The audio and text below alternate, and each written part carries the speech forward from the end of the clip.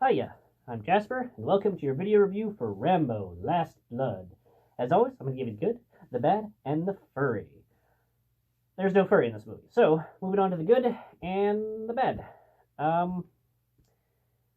This is a bad Rambo movie.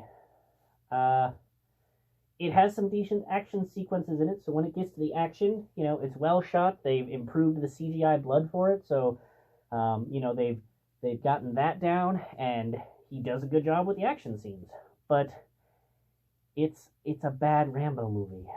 So in the other Rambo movies, they have somewhat of consistency. Even Rambo 1, which is quite a bit different than 2, 3, and 4, but there is something that's kind of consistent. For starters, his hair. He's always had long hair. In this one, they've cut his hair. He always had some type of, strap type thing going around his head, and he has no strap in this one. And more importantly, the bad guys have always been an organization of some type of government. So in the first one, it was the police.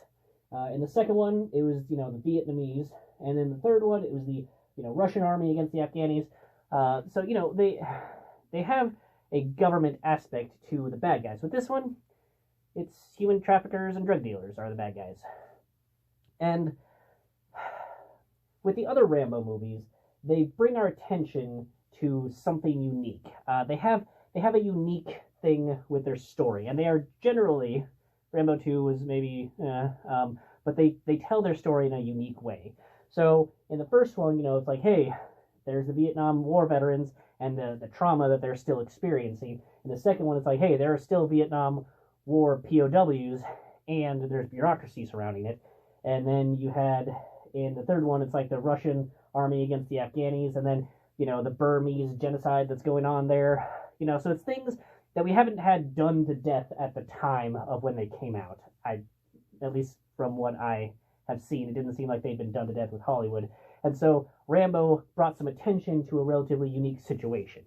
With this, we've seen the drug dealers and the human traffickers in Mexico, and we've seen them done better in other movies. And this movie, it just felt like they just kind of swept in some bits and pieces of a bunch of other movies that have done the bits and pieces that this one tried to do, but the other movies have done it better.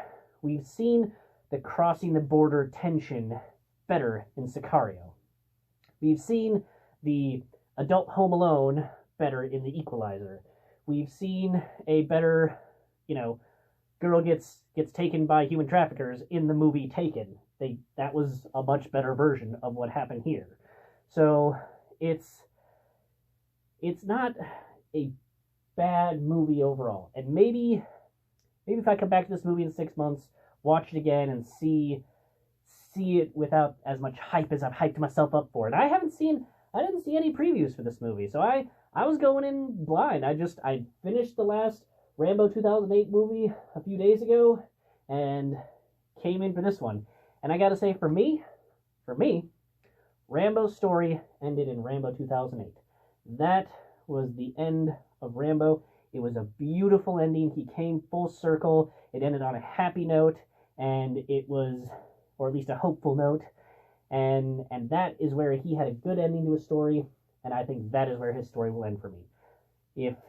So this movie, it's not total shit, but if you're a super fan of Rambo for Rambo's sake, I would skip this movie. If you just like the action sequences for Rambo movies, you just like having action or, seeing some cool, action bits, people getting stabbed or shot or whatever, then have this movie on in the background and pay attention when those bits come up. But yeah, I was disappointed by this movie. So let me know what you think in the comments down below. Thanks for coming. Hope to see you at the next one. Bye.